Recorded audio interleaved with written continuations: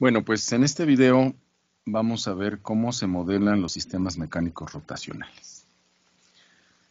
Primeramente vamos a ver los pasos metodológicos, que son 6, y comenzaremos con el análisis previo.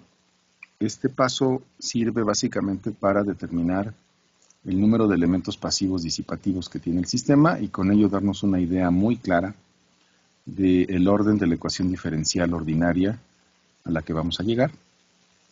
Y también me sirve para establecer y determinar las entradas y salidas y decidir qué pareja voy a utilizar como entrada y salida, de tal forma que la ecuación diferencial debe de quedar en función solo de esa entrada y esa salida. El paso número 2 consiste en escribir las ecuaciones de elementos. Recuerden que aquí, por cada elemento, hay que escribir una ecuación. En el paso número 3 hay que escribir las ecuaciones de equilibrio. Aquí no hay una receta. Las ecuaciones de equilibrio se tienen que escribir tantas como sea necesario hasta que todos los elementos aparezcan explícitamente en las ecuaciones. Nos vamos a ayudar aquí de un diagrama de torques, así como nos ayudamos de un diagrama de fuerzas en los sistemas longitudinales. El paso número 4 es realizar la combinación inteligente de las ecuaciones, tanto de equilibrio como de elemento. Una vez que hagamos la combinación inteligente, vamos a llegar a esa ecuación diferencial ordinaria que solo dependa de la entrada y de la salida. El paso número 5 es normalizar esta ecuación diferencial obtenida en el paso anterior. Y por último, el paso número 6 consiste en obtener la función de transferencia y para ello vamos a aplicar transformada de Laplace con condiciones iniciales nulas y así obtener la razón de transformada de Laplace de la salida entre transformada de Laplace de la entrada. El sistema que vamos a ver es un sistema muy simple. Es este sistema llamado inercia flecha rodamiento.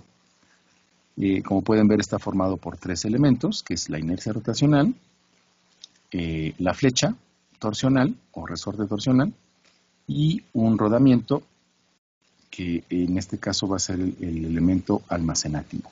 Tanto inercia como flecha son elementos pasivos almacenativos. Por lo tanto, la regla me dice que me va a salir un sistema, una ecuación diferencial, de segundo orden. Es decir, se trata de un sistema de segundo orden. La única entrada va a ser el torque que está excitando a la inercia rotacional y la salida va a ser el ángulo de desplazamiento de esta inercia rotacional. Aquí no hay mucho de dónde escoger. Entonces, en el análisis previo, una ecuación de segundo orden con entrada el torque y salida el desplazamiento angular.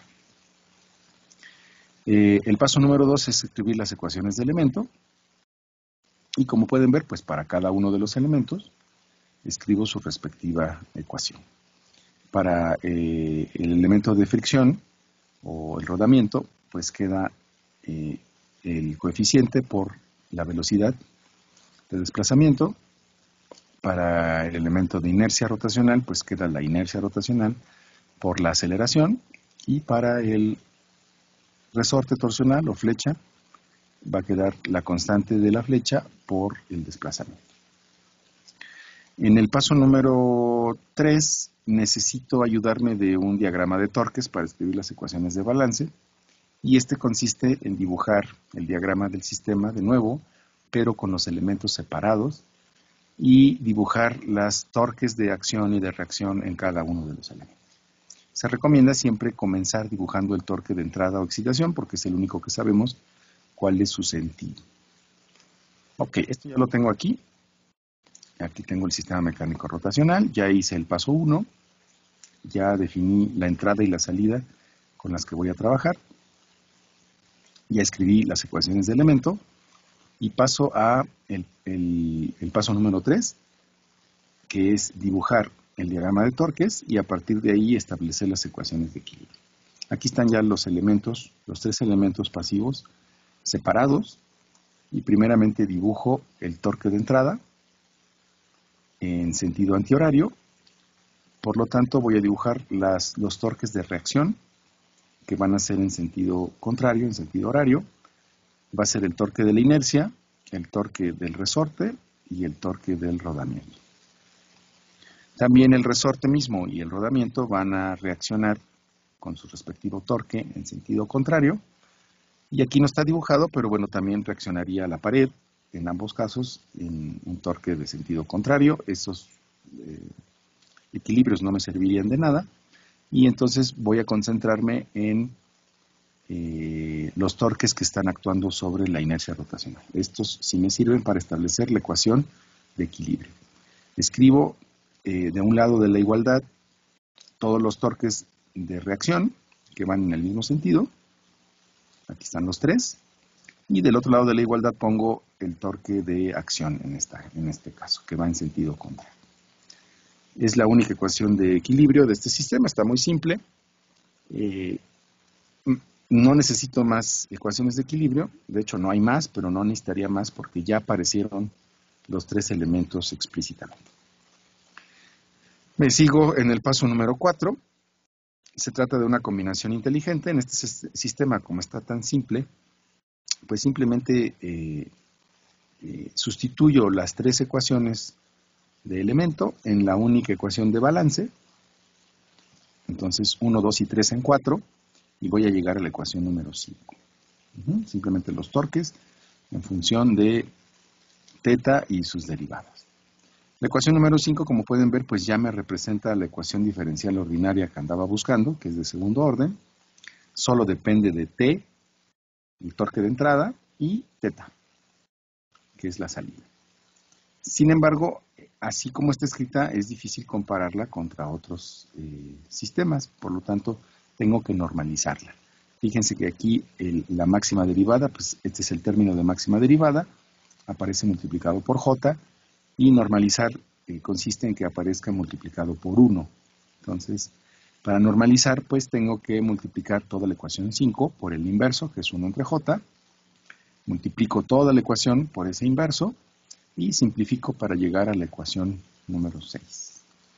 La ecuación número 6 ya es la ecuación diferencial ordinaria de segundo orden, pero normalizada, porque ya logré que el término de mayor derivada esté multiplicado por 1. Esta ecuación ya la puedo comparar contra otros sistemas de segundo orden, mecánicos, eléctricos, hidráulicos, térmicos, o inclusive químicos, biológicos, etcétera, etcétera, porque ya está normalizada. Y el paso número 6, pues consiste en obtener la función de transferencia.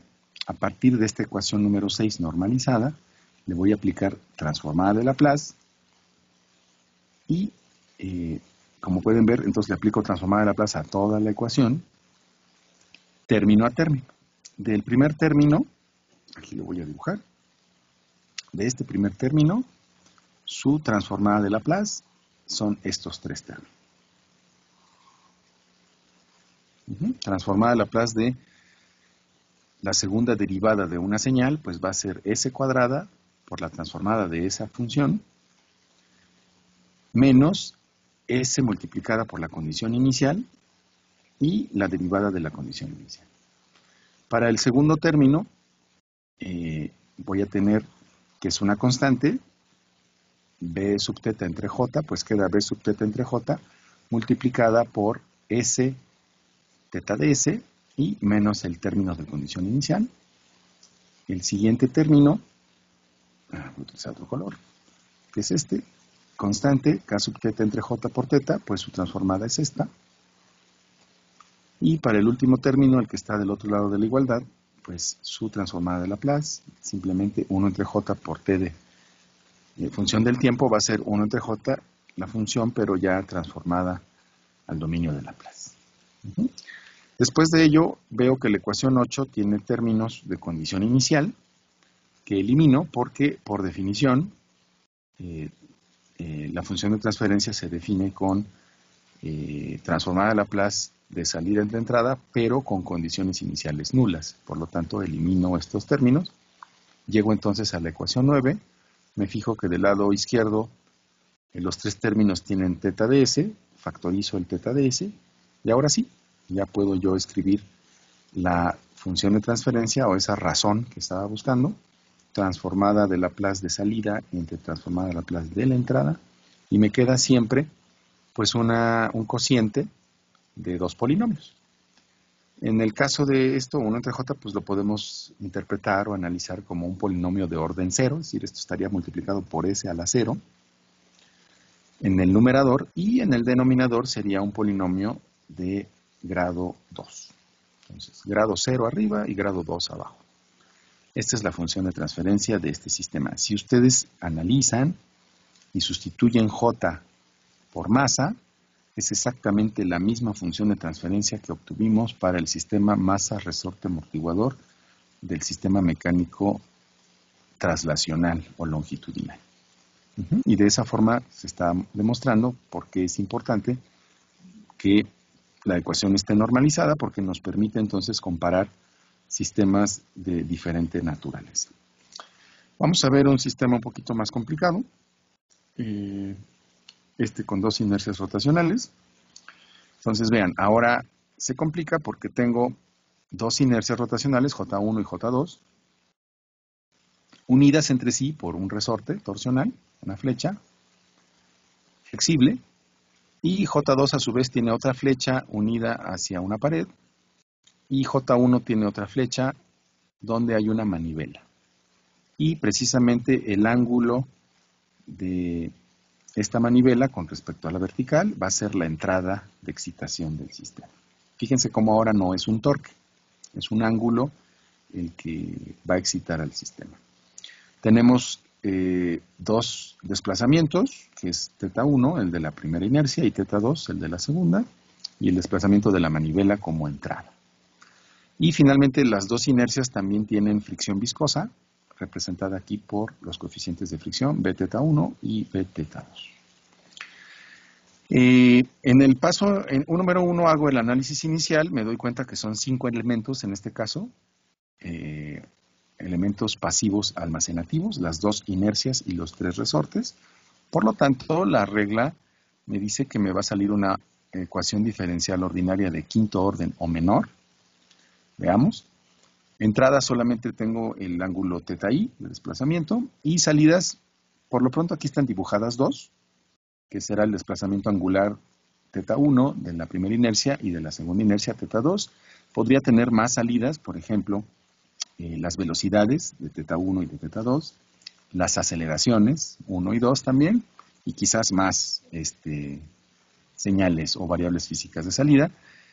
Aquí solamente voy a dejar θ1 y θ2 y voy a resolver para θ2, que es el ángulo de desplazamiento de la segunda inercia. Ok, entonces me sigo. Paso número 2. Ecuaciones de elemento. Tengo 7 elementos, por lo tanto debo de escribir 7 ecuaciones, una por cada elemento. Lo hice aquí de derecha a izquierda. Entonces comienzo con este resorte.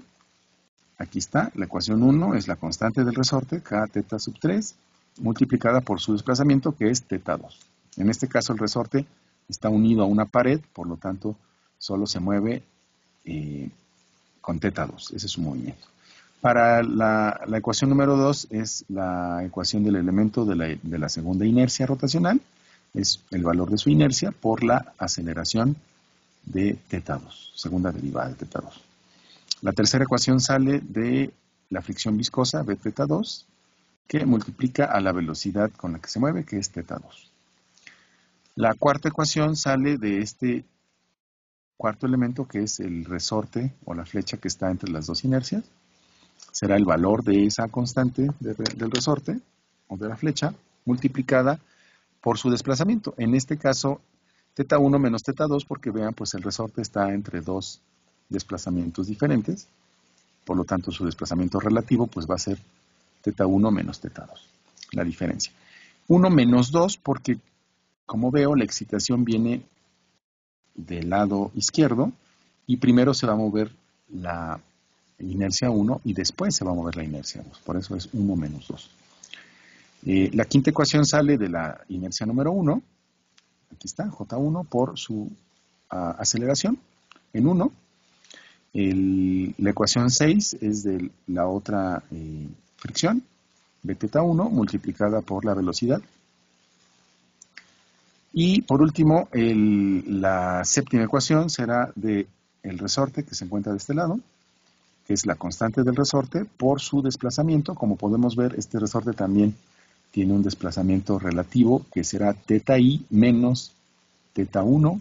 Así lo pongo en la ecuación y con eso concluyo. De nuevo, es teta i menos teta 1 porque pues primero se va a mover la manivela y después se moverá la primera inercia rotacional. Con esto ya tengo entonces las 7 ecuaciones, una por cada elemento pasivo. Me paso al siguiente, paso número 3. Voy a escribir las ecuaciones de balance. Recordemos, tantas como sean necesarias hasta que aparezcan los 7 elementos. Aquí está, me voy a ayudar del diagrama de torques. Dibujo entonces los elementos todos desmembrados, separados. Y voy a dibujar los torques de acción y de reacción. Comienzo con el torque de acción. Fíjense que en este caso la entrada es un ángulo que es teta i, pero pues en el diagrama de torques tengo que dibujar torques. El torque de entrada entonces es este, así lo considero porque ahí es donde está teta i, aunque también depende de teta 1, pues finalmente depende de teta i, que es la entrada. Y es el único torque que conozco. Entonces lo dibujo. Ese será el torque de acción sobre el resorte. Y el resorte que está conectado a la inercia, pues va a tener una reacción en la inercia, que va a ser el torque de la inercia, de la fricción y del otro resorte, los que se van a oponer al movimiento. La propia fricción también se va a reaccionar con la pared. Esto no me lleva a nada, pero ahí lo dibujo. El resorte del medio va a tener su reacción en sentido contrario, y va a actuar sobre la otra inercia que se va a oponer con el torque de la inercia, el torque de fricción y el torque del tercer resorte. El tercer resorte también reacciona en sentido contrario, también reacciona sobre la pared. Aquí también tenemos otro balance, pero como ya hemos visto en los sistemas translacionales, pues no nos sirve de mucho. Y encerré entre color morado los balances que sí me sirven. Tengo entonces este balance de torques y este otro balance de torques, y de ahí voy a sacar la ecuación 13 y 14, que son mis ecuaciones de balance o equilibrio. De este primer equilibrio de torques, pongo de un lado, sumo todos los que están, en este caso, de reacción, y del otro lado pongo el de acción. De ahí sale la ecuación número 13, y con este balance de torques, pongo otra vez, sumo los 3 torques que se oponen en reacción. Aquí están sumados los 3. Y del otro lado de la igualdad pongo el torque de acción, que va en sentido contrario. De ahí sale la ecuación 14. Me doy cuenta que ya no necesito más ecuaciones porque ya están los 7. Ya están los 7 elementos en 13 y 14. Si me faltara alguno, entonces sí, tendría que proponer otra ecuación de balance hasta que me aparecieran todos los elementos del sistema. Me paso al siguiente, paso número 4, que es la combinación inteligente. En este caso está sencilla porque básicamente tengo que sustituir 3, 4, 5, 9 y 10 en 13 y 1, 2, 3 y 4 en 14. Es decir, todas las ecuaciones de elemento las sustituyo en ambas ecuaciones de equilibrio. Y llego entonces a la ecuación 15 y 16. Si se fijan, al hacerlo, 15 y 16 solo dependen de teta 1 y teta 2, que son posibles salidas, y teta i, que es la entrada. Y 15 y 16 ya me están formando un sistema de 2 ecuaciones diferenciales ordinarias de segundo orden cada uno. Quiere decir que si yo las combino inteligentemente, voy a llegar a una ecuación de cuarto orden. Ahí yo ya estoy viendo que mi resultado va a ser uno de cuarto orden, una sola ecuación diferencial de cuarto orden. Y estoy partiendo de 2 ecuaciones diferenciales de segundo. Ok, entonces vean, mi objetivo fue obtener el modelo para teta 2. Quiere decir que yo tengo que combinar inteligentemente 15 y 16 para eliminar teta 1, para que solo me quede en función de teta 2 y teta i, que es la entrada. Entonces lo que tengo que hacer es encontrar o despejar teta 1 en función de teta 2. Y una vez que lo logre, pues donde vea teta 1 sustituyo y ya todo me va a quedar en función de teta 2, que es la variable de salida que yo deseo modelar.